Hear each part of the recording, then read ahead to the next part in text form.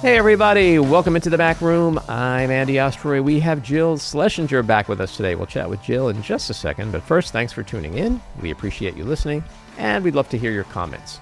So email us at backroomandy@gmail.com and or post on our social media, and we'll read some feedback next time. And if you like the podcast, please rate and review and follow or subscribe, and you'll be notified every time we post a new episode. So Jill Schlesinger is the Emmy and Gracie Award winning business analyst for CBS News. She appears on CBS radio and television stations nationwide covering the economy, markets, investing, and anything else with a dollar sign. She is a weekly guest on NPR's Here and Now and writes the nationally syndicated column Jill on Money. She is the author of 2 books, The Great Money Reset and The Dumb Things Smart People Do with Their Money. Jill is also the host of the Jill on Money and the MoneyWatch podcasts and of the nationally syndicated radio show Jill on Money. She's a frequent speaker on a variety of topics, including macroeconomic, market, and demographic trends, workplace issues for women and LGBT employees in financial services, and how to create authentic branding. She serves on the board of the New York City Lesbian, Gay, Bisexual, and Transgender Community Center. Jill, welcome back into the back room. Did I not make a splash last time, and you did not expect it, mister? You did make a splash. You have become our... Yes. You were like, by the way, of course, this is like a typical, like, I'm your friend, and your reaction was like, you're not going to believe it, but people liked you on the show.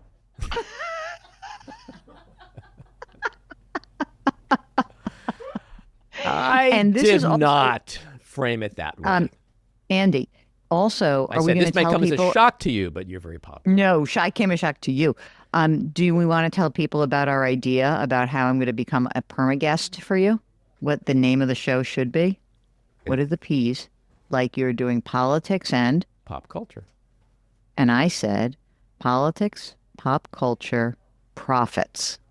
And I wanted to add profits as a way for me to worm my way into your world as a perma-guest. Right?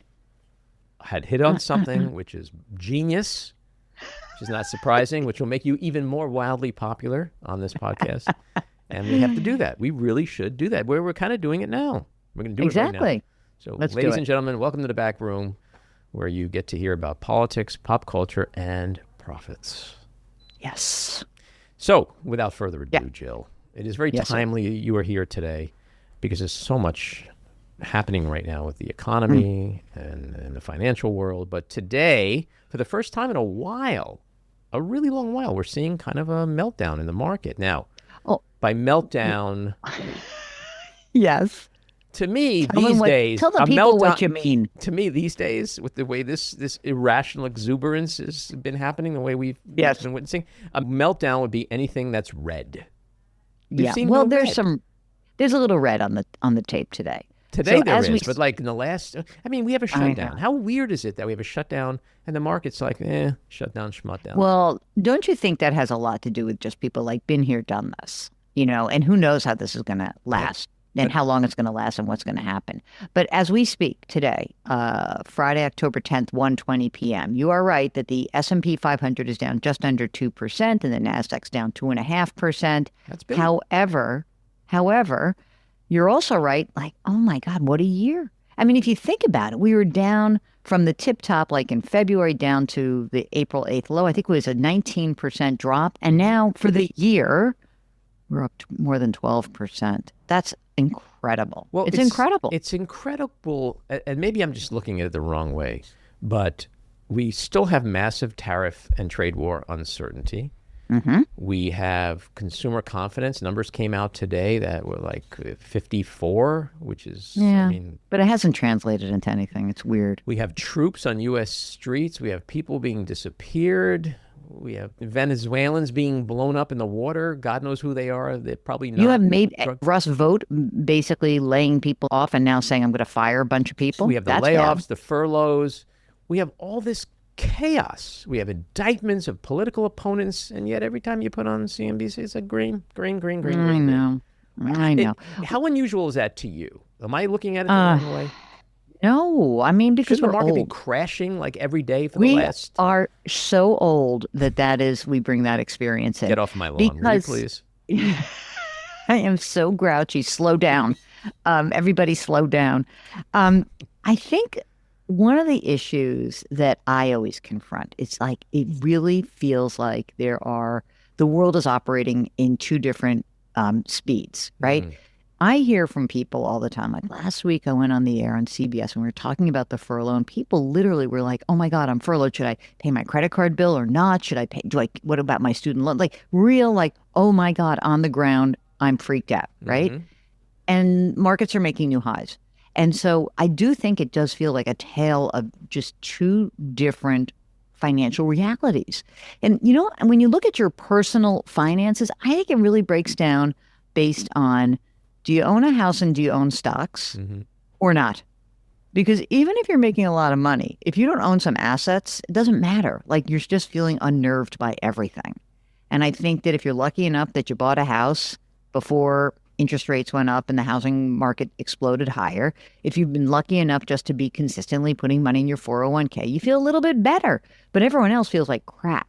And, I cannot underscore how important it is that when you feel uncertain, your brain does some weird stuff. Mhm. And this is the uncertainty that we see in a lot of the survey data. But the really curious thing is when you see confidence levels that have been this low for this long, you usually then see an action like, "Oh, I'm not going to spend anymore." And that is what has been missing. We have not seen behavior shift, even though we all feel crappy. Not all, but Is a lot that of people feel crappy. Now, is that coming? In other words, this thing just started, right? So we have to remind ourselves also that it is only 10 days into this. Are we going to start feeling the negative impact of this? Is the economy going to really start to show the negative impact? Are we starting to see it today, finally, in the stock market where everything's catching up and going, wait a second, shutdowns aren't good? Yeah, I mean, I think that I would just kind of disassociate stock market from economy for a second and just talk a little bit more about the economy first. Okay, so let's talk about, we come into this year, it should be a good year if nothing happens. Then the tariffs occur and then we wind them back. And then we sort of land in this strange place with tariffs where they are in place, right? And they are going to increase prices. And there is a significant risk that in the last quarter of this year, which we are now in, that we are going to see the consumer price index, the measures of inflation are going to start inching higher. They're not going to go up like they were during the post-COVID opening. Okay, it's not going to be 9%, but could it be 3.5%? Absolutely. Fed wants 2.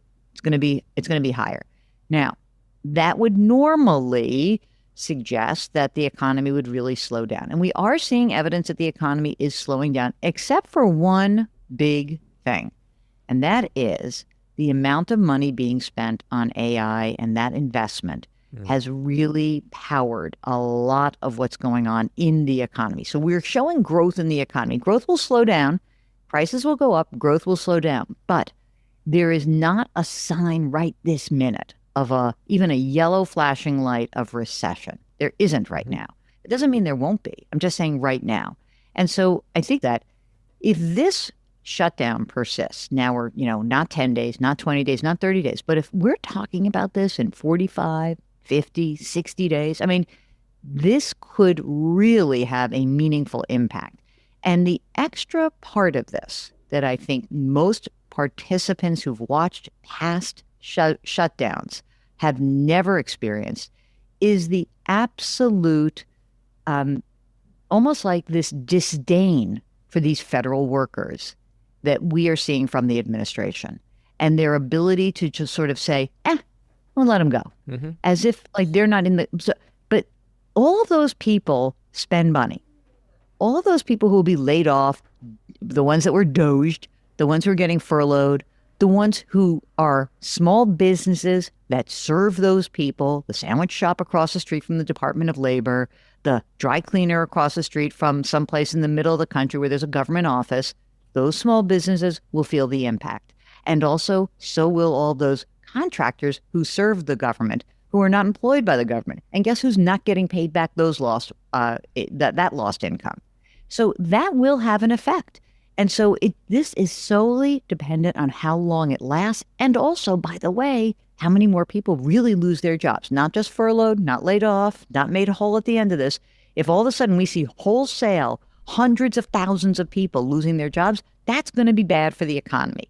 So far, Andy, we've only had, I shouldn't say only, I think that because of DOGE and retirements, about 100,000 federal workers. The economy can absorb that. Mm-hmm. What the economy's not going to be able to do is absorb 500,000 people losing their jobs. That's not happening. Like, that's going to be very bad for the economy. So what I'm hearing then is that if, let's say, this shutdown ends end of next week or sometime before that, or maybe into the early part of the following week, we're still at a point where there isn't lasting damage that's been done. So it's fairly reversible.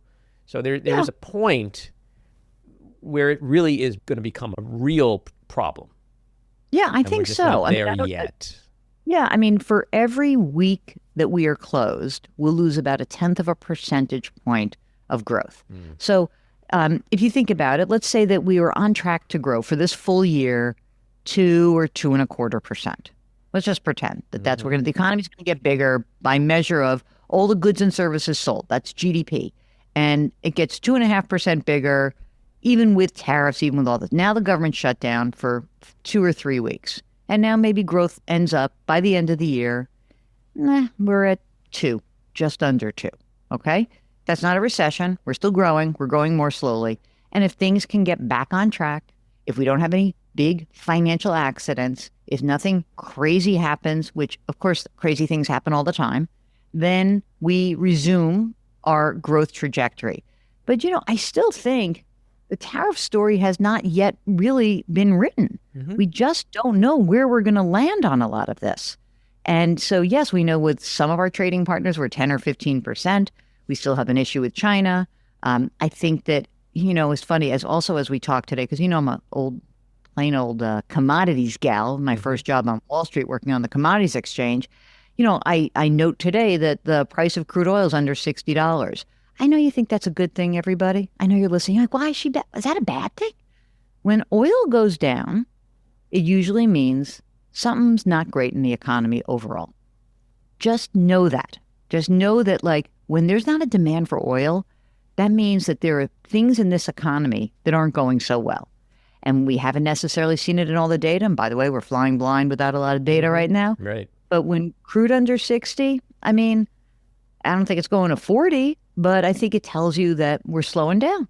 And so that slowdown, how much do we slow down? What happens next? Who knows? And any of these dopes who say, well, I know what's going to happen. They don't know what's going to happen. Stop watching CNBC. They don't know what's happening. And with regard to the tariffs, are you saying that this story isn't really been told yet, in part because there are a lot of companies, corporations that have been eating the tariffs? We saw that earlier in the year with Walmart. Yeah. And I had a great... They haven't passed these increases yet on to the consumer.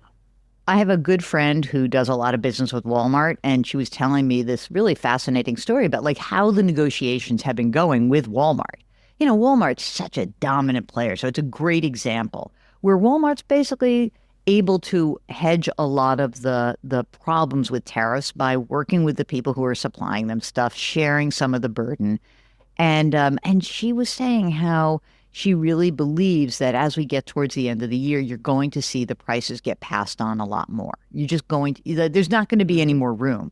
Because if you're Walmart, don't think Walmart's evil, because I'm not suggesting that. I'm just saying that they're going to eat it because they want to make sure that everyone continues to shop at Walmart, right? And at some point, they're not going to eat it anymore because it's going to eat into their profits too much. And then they are going to pass along some of that to the consumer. Will the consumer pay for that? Or will the consumer look through that and say, I'll pay for some, but not all, or, or change their habits? We don't know, because it just hasn't really hit the consumer in a big way. We know that consumers feel pressure about so many things, Andy, like it's not just the cost of groceries, it's the cost of childcare, and it's the cost of housing, and it's the cost of healthcare, right? It's like you really need to have a lot of money to not really feel those burdens. And I know if you're watching this and you're like, I feel it. Of course you feel it, but you don't feel it to your bones where you can't sleep at night. And we have a lot of people in America who feel it to their bones and can't sleep at night. So we just mentioned healthcare. The shutdown is about healthcare. It's about reversing the huge cuts to Medicare, unprecedented cuts to Medicare in the big ugly bill. It's about getting an extension on the Obamacare subsidies. Republicans, of course, claim that it's all about not allowing undocumented immigrants to feed off the Medicare system at taxpayer expense. So tell us, what's really happening? Okay, is that just bullshit, what the Republicans say? I think it's largely nonsense. I think it's so weird to me that you have this unloved program called the Affordable Care Act that 24 million people are using. I mean, that's astounding. It really is.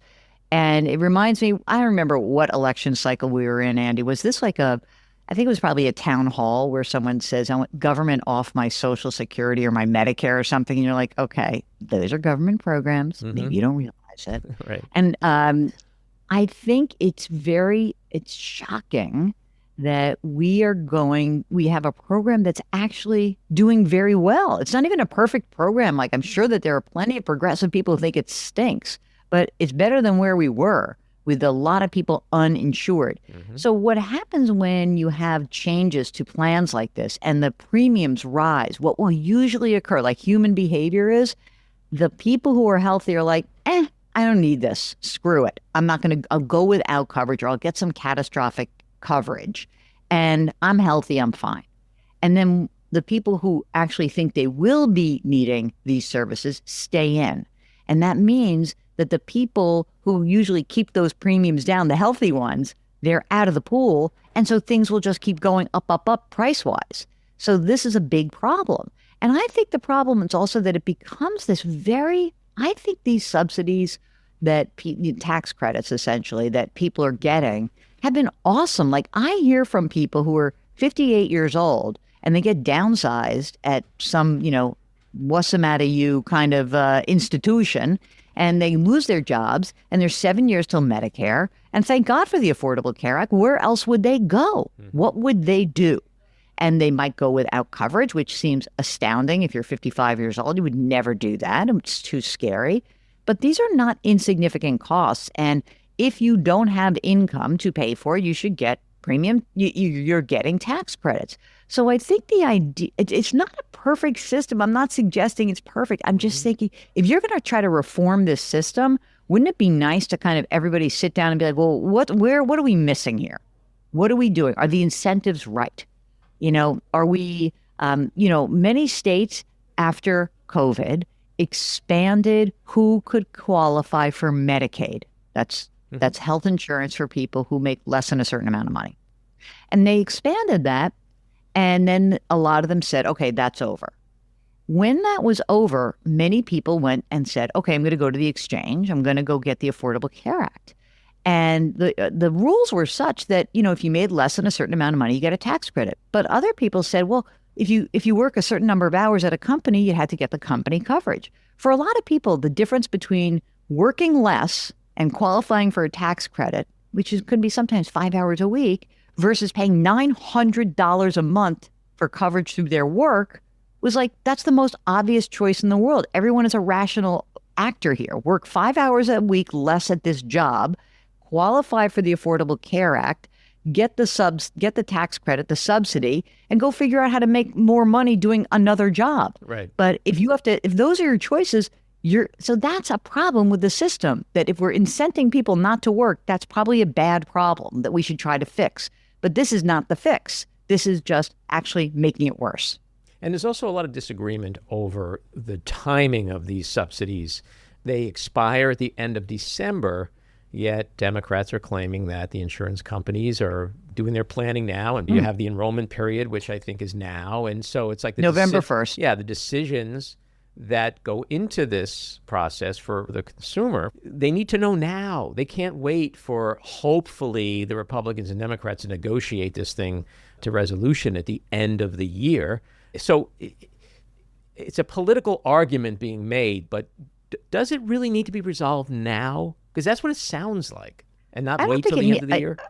I think that first of all, there could be an emergency. I would imagine you could say, well, you know what we're going to do? We're going to keep the window of the of the enrollment open longer until this thing is resolved. Wouldn't that be easy? Sure. Can we just agree to that? And that's not so hard. Just keep it open longer. And I'm sorry, did you say agree? Oh, you're asking for a lot. No, Yeah. these are all false deadlines in many respects, right? Aren't they?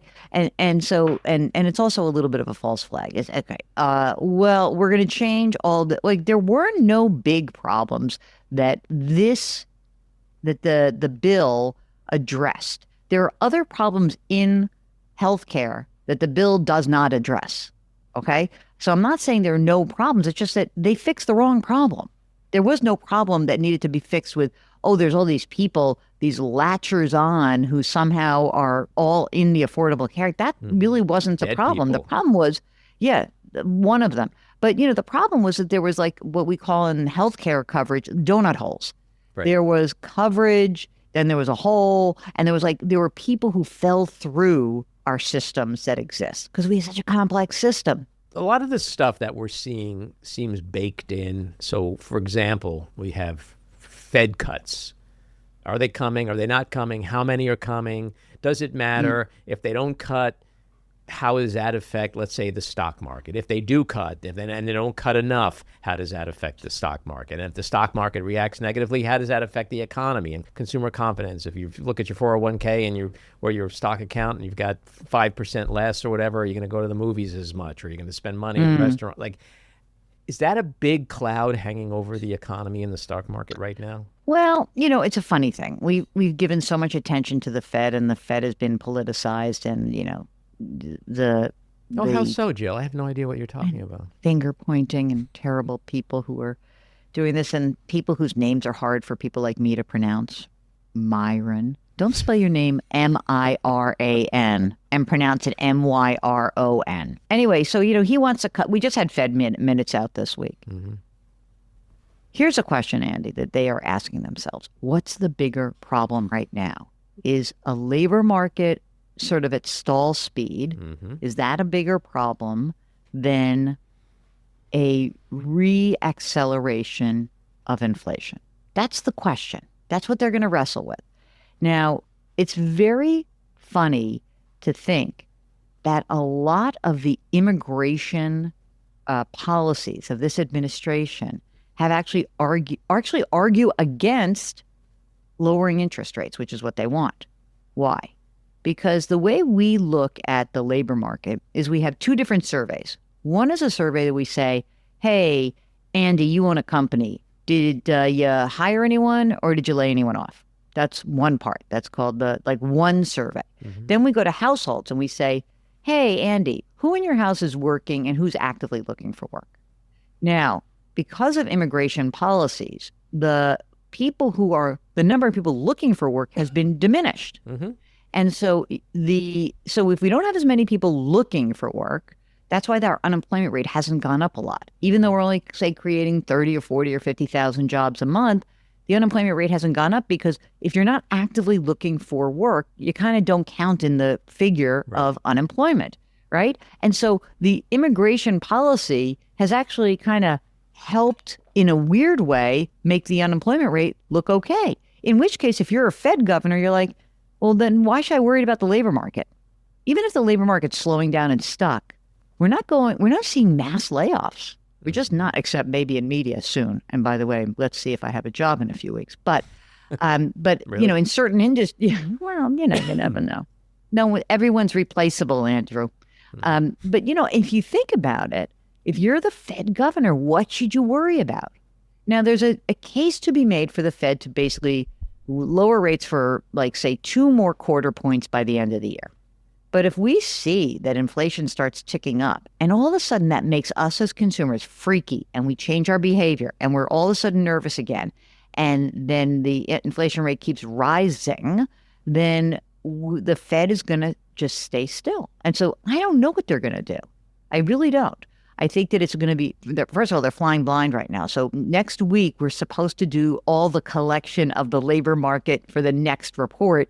That's called the reference week. And next week, if they're still closed, there's no jobs report for the second month in a row. Right. And how does that impact investors' ability to gauge, and businesses, small business owners' ability to gauge where they should be putting money, how they should be hiring or not?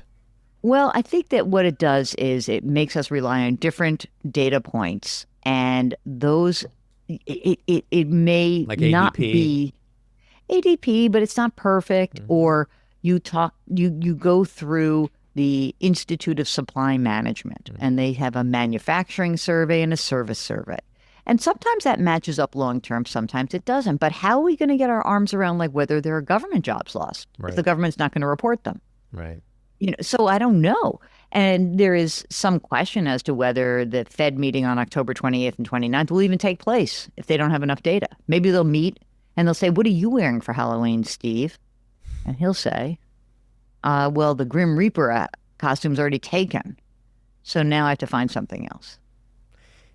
What's interesting, you say something in half jest, but with regard to the shutdown, are Fed employees paid during or are they? So the Fed's open. They are self-funded. They're funded differently. It's sort of like Social Security, Medicare, Medicaid, VA, hospital. They're open because they're funded through different vehicles and different different congressional acts. The Fed is definitely open, but they may say we're not going to release. They might meet and say we're doing nothing until we have more data. They could totally, that's a very conservative approach, which they could do. They might meet and say, like, we're convinced through alternative measures of employment that there's a weakening, and therefore, because the Wall Street Journal keeps every week talking about how young men who've graduated college can't find jobs, that we're going to lower rates again by 0.25 percentage point. They may, I don't know if that's going to be the case or not, but they are open.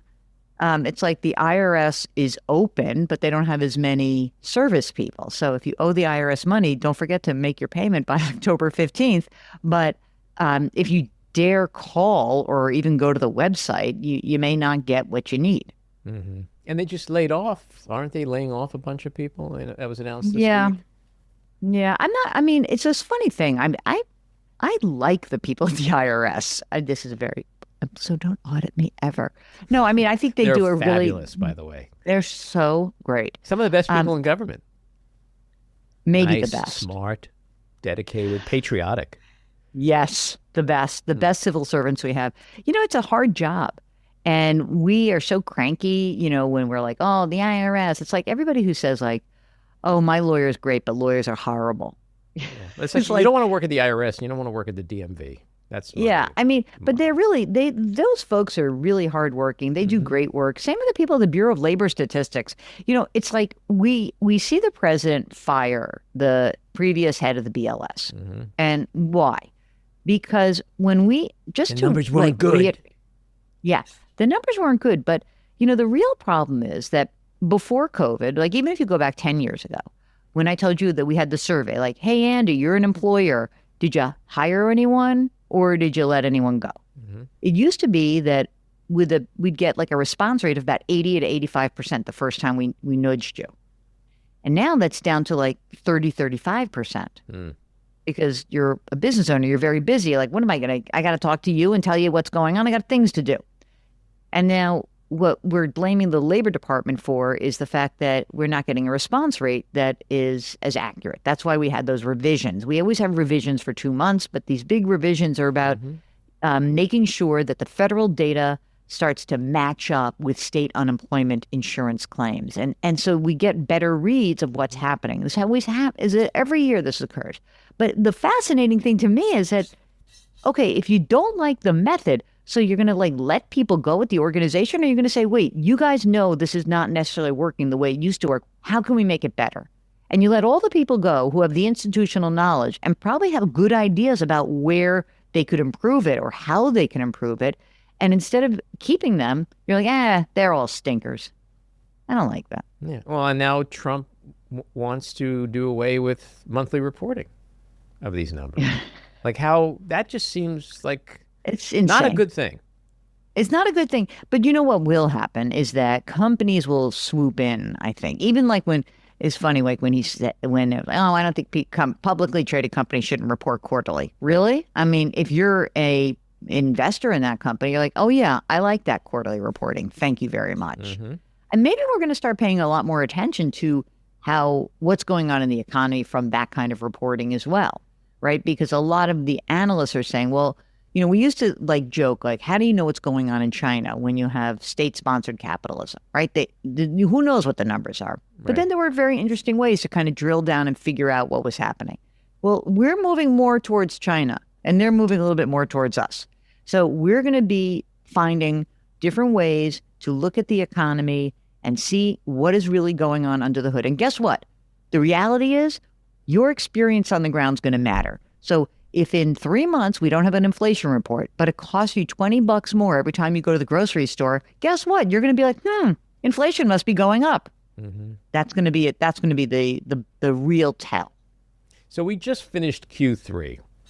Give me the good, the bad, and the ugly of the first 9 months of this year. Let's start with the good. I know we touched a little bit on it before, but... Yeah, this AI spending is incredible. Mm-hmm. It's just beyond, it really is incredible. And, I know that anyone who watches this stuff says, oh my God, it's like we're in a bubble. It's irrational exuberance. Remember the year that, I just happen to remember this, the year that Alan Greenspan called the internet bubble, or said the internet investing, what was going on was irrational exuberance. Mm-hmm. You probably don't remember this, was 1996. So there was 96, 97, 98, and 99, 4 more years of irrational exuberance. And so what I can say is, it's not the same level of irrational exuberance because we have companies that are making money. Yeah, there's a lot of folks pouring tons and tons of money into AI, and some of that's going to be money down the drain. There's no doubt. But these big tech companies, the ones that you love, Andy, that you always have pointed out, probably before a lot of people, you really did kind of get it, that those companies, even when they make a mistake, Mark Zuckerberg says, oh, I'm going to do the glasses. Oh, I'm going to do this. But now it's like, AI. Yeah. And he's making it work. Mm-hmm. And he's adjusted. And there's a lot of money being spent. And that is astounding that the first 9 months of this year, really all of last year and the first 9 months of this year have been incredible. Just the amount of money going in. So that the good is that, hey, innovation works. I don't know how this is all going to work out. It's not going to be, it's like, it's not, I wonder if it's going to be more is it going to be like Ozempic? Like all the hype is real? Like, oh my God, it's incredible. Or is it going to be a little bit like, it solves a lot of problems. We're not quite there yet. We'll have to have some sort of pullback to reassess and see what it is. And and it's awesome. And so that's pretty good. I like Americans coming forward and making cool stuff. That's awesome. So that's a good. So the other good, I'm sorry, I was going to comment about AI because there's a bit of a pullback in the last week and a half, but Meta was getting near $800 a share. We see NVIDIA is about to crack 200. AMD this week, right? 40%. Yep. Some might argue that seems like irrational exuberance, but is that just short-sightedness? Are we at the beginning stages of something truly transformative that has lasting power for a very, very, that's going to just change everything? And if that's the case, you look at what was it, the NVIDIA CEO? Jensen Huang. He said yesterday the demand is going through the roof, and it's like Yeah, but so yes, the demand is going through the roof, but of course, the demand for a lot of things is going through the roof. Doesn't mean it's worth it, and we'll see. So the good news about me is I never have to predict anything. Such a weenie, because it's not worth it. There's something real. It's something cool. We'll see the application. We'll see how it goes. There's going to be a lot of people who lose a bunch of money in this. Yeah, okay, I get that. That to me, but that's a lose money by having bought, or lose money by not getting in. Well, I think there's going to be a lot of companies that spend money that they look back and are like, oh, that wasn't the smartest thing in the world, And there's probably going to be investors who are like, I shouldn't have put all my chips in this one thing. Diversification does work for a reason. Mm-hmm. So money will be lost, money will be wasted. And I think we'll get, any new technology really that transforms an economy or transforms the world takes some time. We'll figure it out. And, there's something cool here. let's be honest. Like, I am not like one of these, I'm not a fatalist. So I'm like, oh, the world's coming to an end because of AI. But, I think that we'll figure it out. I have more optimism.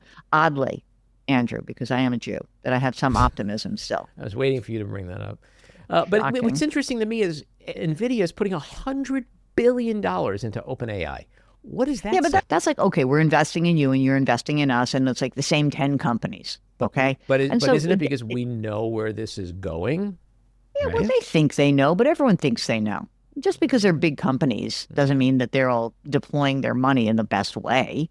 Right now it's like saying like, oh, there's all this private equity. It has to go into AI or gold or crypto. Those are your three choices. That's like it. That's it. Well, you have the Mag 7 is... Yeah, the Mag 7. And, like I know that there's also a lot of people writing about, oh my God, the concentration of the stock market. It's all like all these companies are generating all the profits. This happens from time to time. I get it.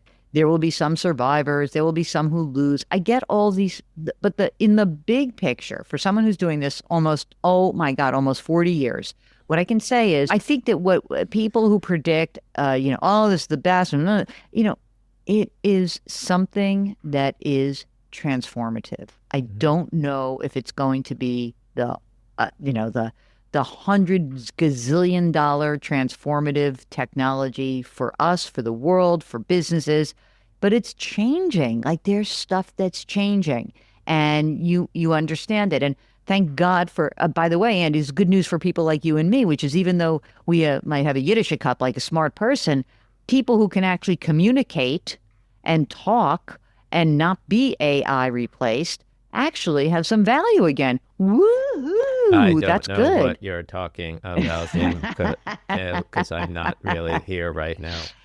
My AI avatar. But you get that, right? Like that there are people who know how to bring these issues to the fore and can really talk about it. And look, as I said, I think that that's the good of the first 9 months.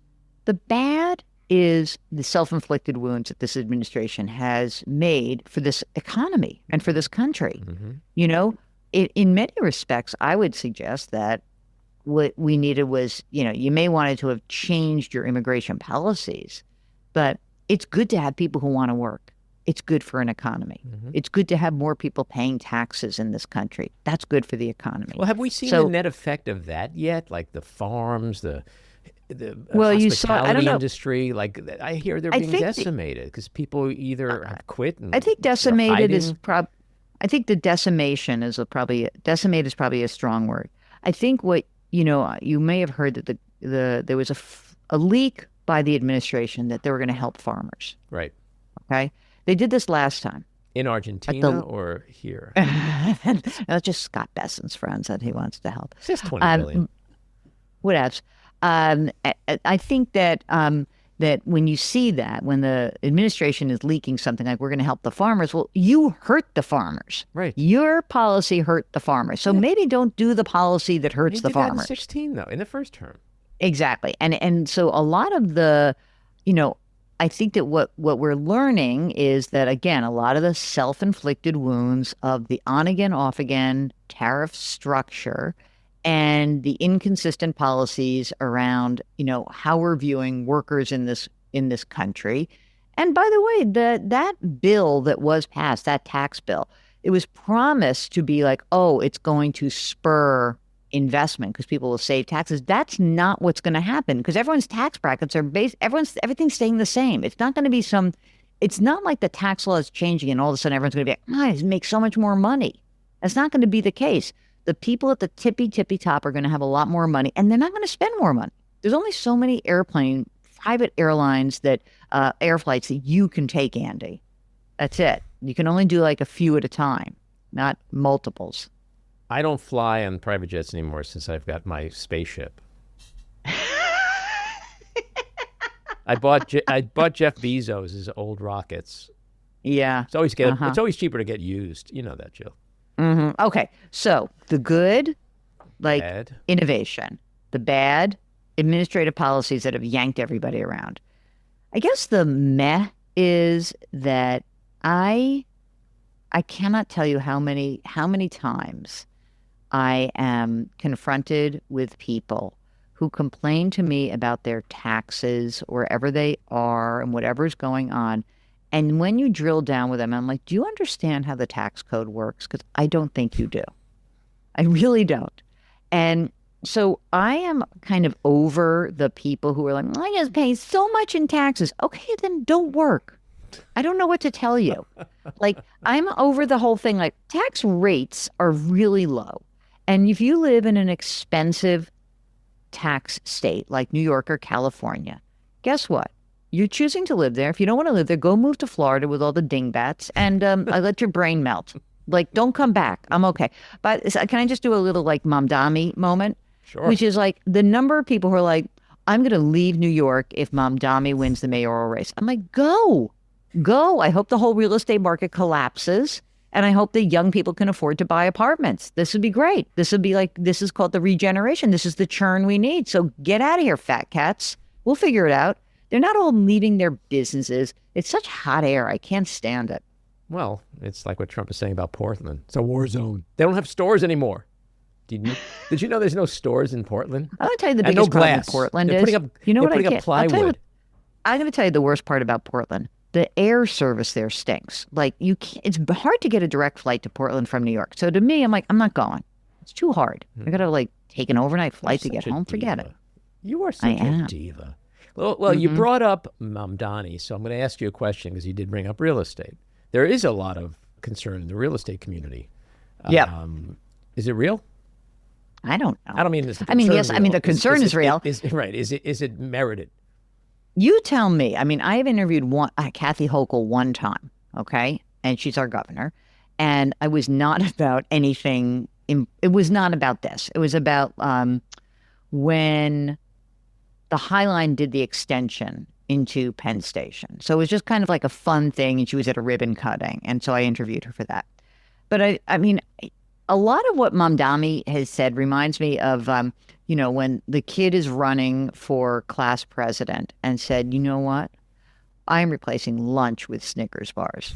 And we are going to have 12 free periods. And nobody, if you take AP classes, you will not have to take the AP exam. Interesting. So, I think there's a lot of promises.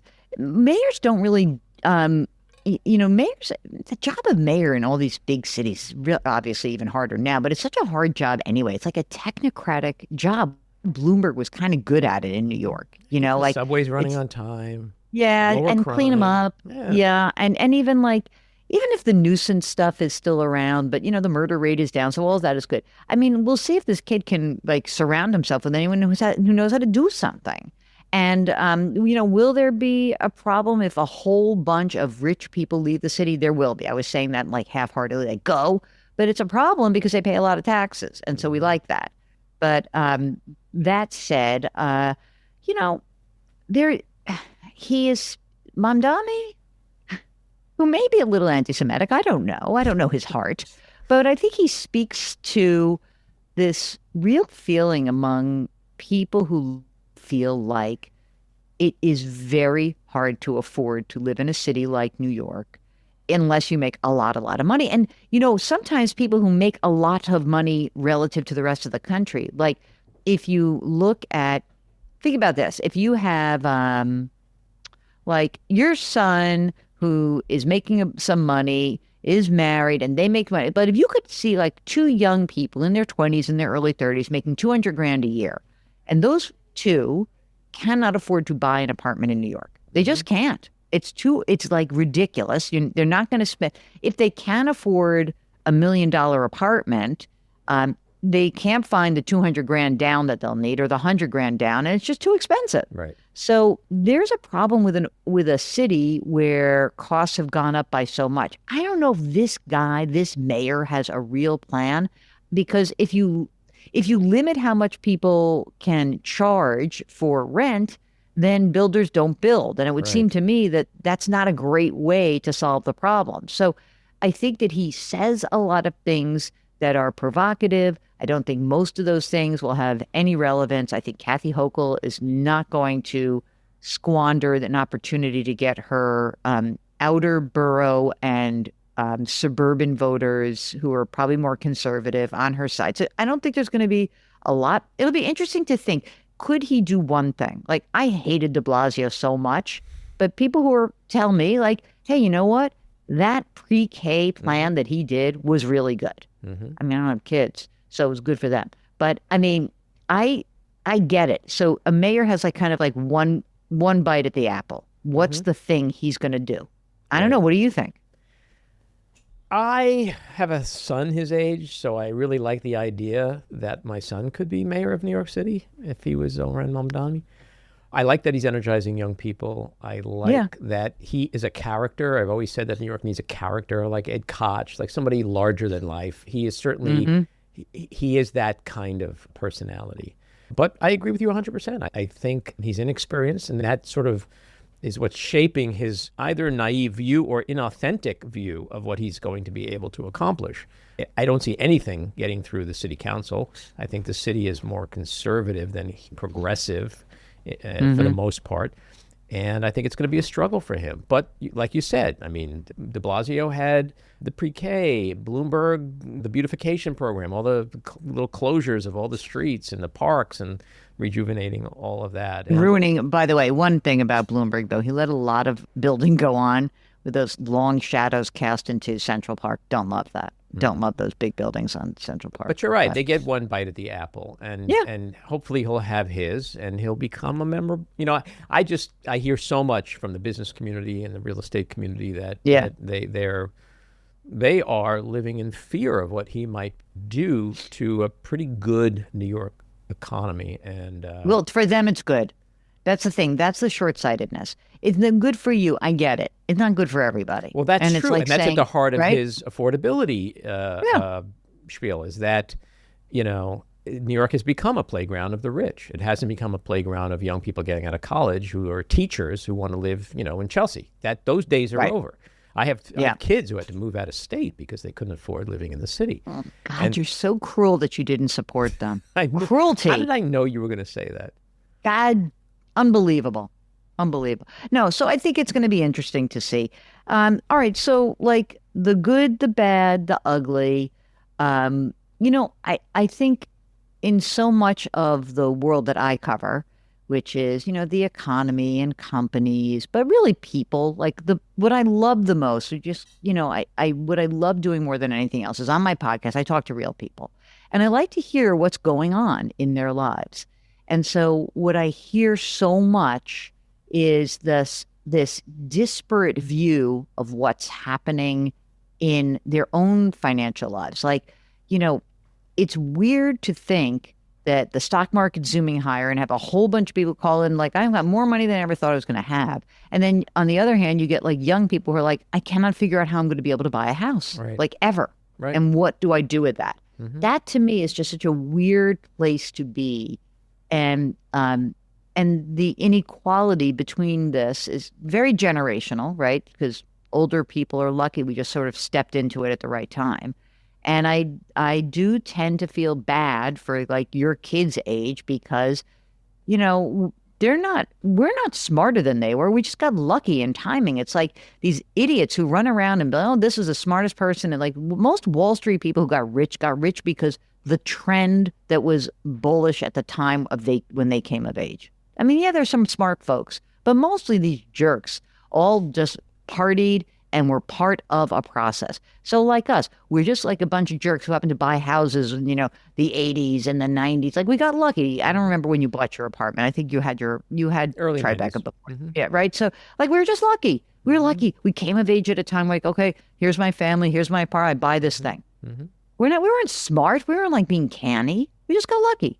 And I think a lot of people mistake that luck or your good fortune for something else. And then they sort of be like, oh, these kids, what are they complaining about?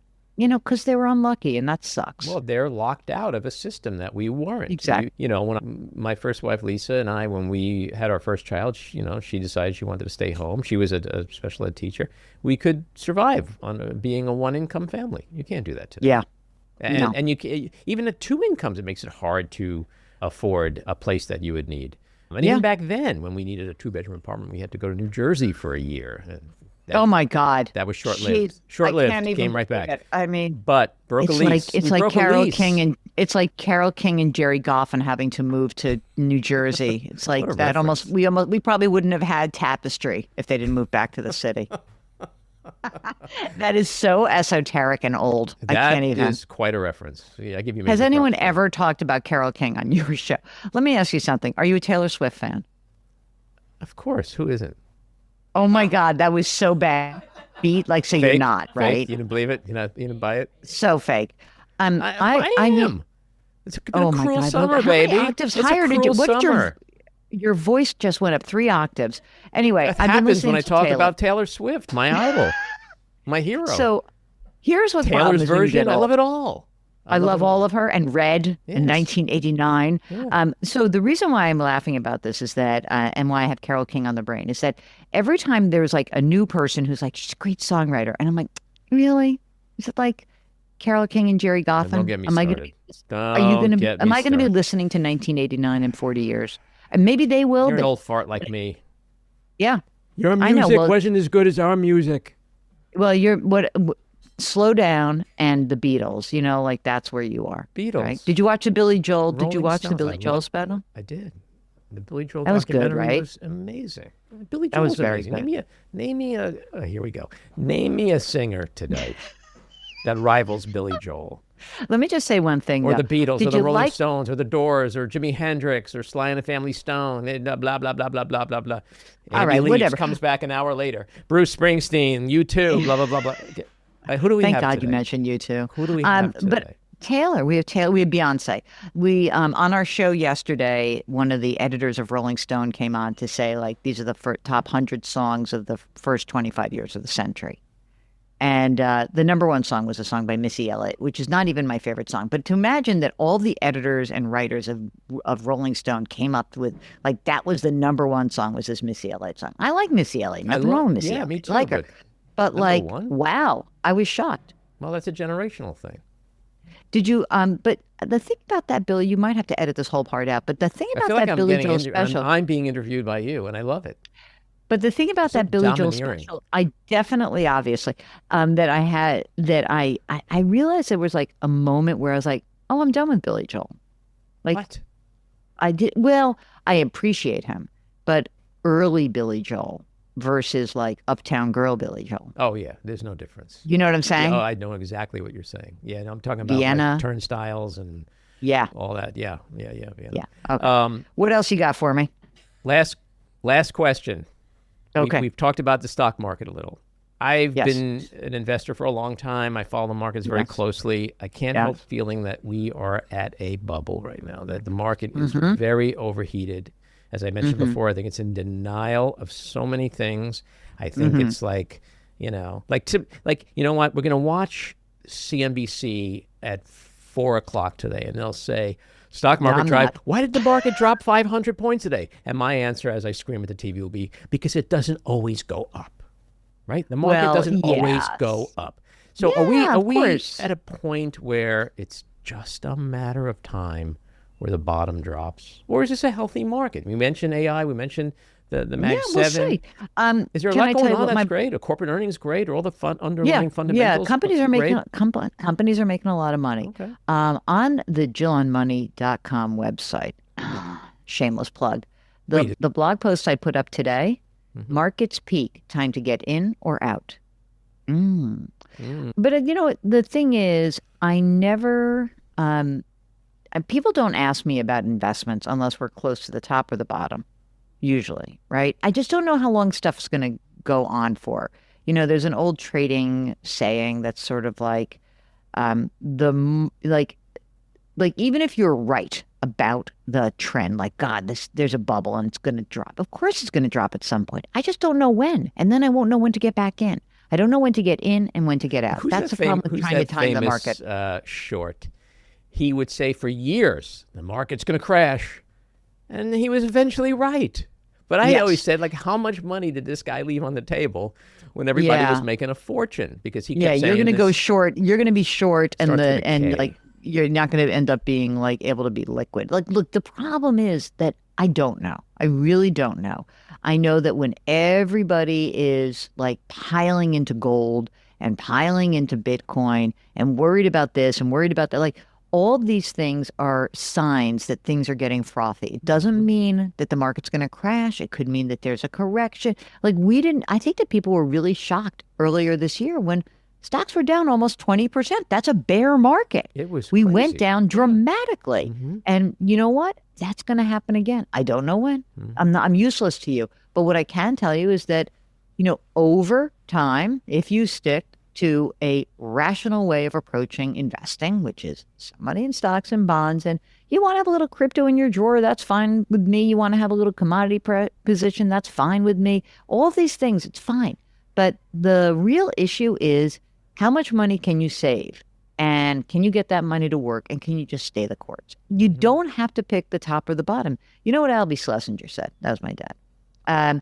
He would say that no one rings a bell at the top or the bottom. So you just have to keep going. You just have to keep going. And you have to just you hate the times when the market sells off and you're like, oh, this feels terrible, but the money's going in my 401k anyway. That's right. And for the people who keep asking me, like I have a friend at work who's like, I don't want to sell my Apple because I don't want to pay the capital gains. I'm like, okay, don't.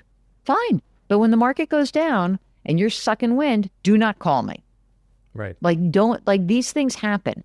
So you should never let a tax loss be like, oh, I can't sell this because I'll pay taxes. That's a good signal, dum-dum. Especially if it's long term. You made money. Yeah. Yeah. You made money. Relax. What do you get paid, 20% on that, on a long-term buck? Even if you have to, if you 23.8 is the top, but and New York is going to pile on. And so let's say that you made $100,000 over some period of time and you paid $30,000 in taxes and you kept 70. Can we concentrate on the fact that you made 70 and you stop bemoaning the fact that you paid taxes? Otherwise, you'll never sell anything. Right. And then what's the point of this? But then there's that little old lady who still has her first Apple shares. Yeah, I mean, good for her. I want to sell some and enjoy my life. All right. So if you came into $50,000, your Aunt Harriet died, gave you $50,000. You're not a real investor in the stock market. You're not a kid. You're not an old person. Would you be jumping into this market today? So I got a little, let me go wonk on you. Charles Schwab did a great study about this, which is the title of the study was called Does Market Timing Work? And what they did was they looked for 20-year chunks, 20-year periods. And they said, okay, let me look at, they said, let's look at the different approaches to investing. So you had a lump sum, which was you could put $2,000 a year and you would always pick the low point of the year, a consistent investor who invested on the first trading day of the year, a monthly investor, a bad timer, and then the procrastinator left their money in cash waiting for the market to fall. And the long story short is that essentially the most important thing to do is not to wait for the bottom. You cannot do that because you will not figure out where the bottom is. Most people invest at the bottom by accident, okay? So the quote that really stood out to me, which I happen to have up on my screen, is it's nearly impossible to accurately identify market bottoms on a regular basis. Ergo, what should you do? You have $50,000. You're so scared. You don't want to be the schlub who puts $50,000 in and then the market collapses the next day. Okay, so dollar cost average, put $10,000 a month in for 5 months and get the money invested. And whatever it is, that's a very simple way to do it. And don't try to figure out the top or the bottom or this or that. Just get the money to work. And again, if this is long-term money, if you're 30 years old and your great Aunt Harriet died and left you $50,000, you don't care what happens tomorrow. But you know what? If it's just going to bug you, then put a little bit of work. But get your money to work. Get investing. Great advice as always, Jill. Appreciate it. Come back again soon. Thanks for having me. All righty. Take care. This episode was produced and edited by me, Andy Ostroy. It was co-produced by Maddie Rosenberg and Jen Hammoud for Radio Free Rhinecliff, with additional editing by Maddie Rosenberg, music by Andrew Hollander, and graphic design by Cricket Langell. And with a special thanks to our sponsor, The Epicurean. Again, thanks for listening. Please rate and review wherever you get your podcasts, and subscribe to the Backroom with Andy Ostroy YouTube channel, where you can watch full videos of our interviews. See you next time.